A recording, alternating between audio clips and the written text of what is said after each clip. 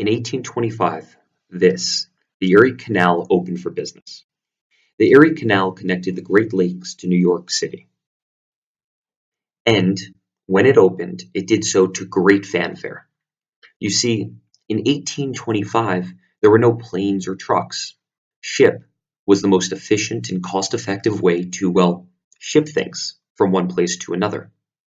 The economic impact of the Erie Canal was immediate, as the interior of the country was finally open to the East Coast ports, thus allowing for people to settle the interior of the country, including states such as Ohio, Michigan, Illinois, and Wisconsin. Goods were transported at 1/10 the previous fee and were delivered in half the previous time. Large loads of farm produce and raw materials traveled east as manufactured goods and supplies flowed west. Maybe its greatest impact, though, is that it turned New York City into America's financial and economic capital.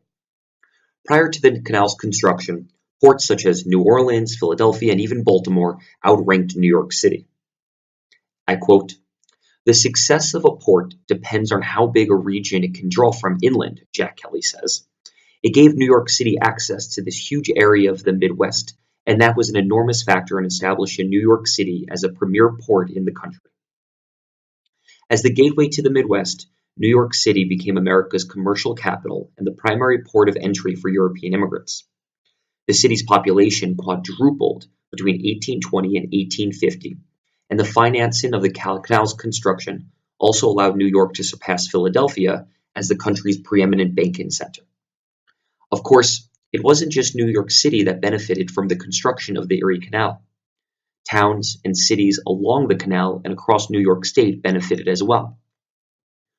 One of these towns, Utica, New York, is actually where I went to college.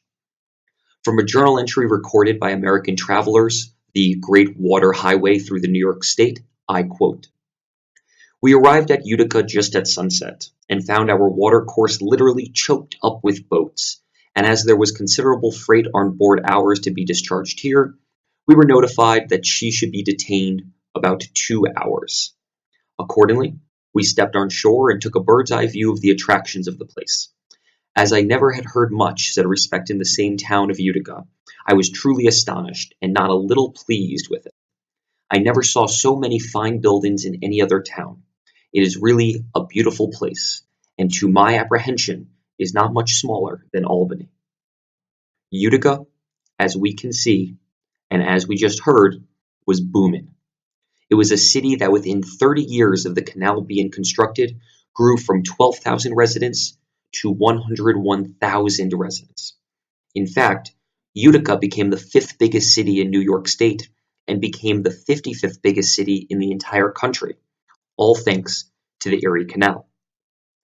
However, in 1885, with the invention of the car, and then in 1903 with the first successful flights, the Erie Canal became obsolete, and in many ways, so did those towns that relied on the Erie Canal for business.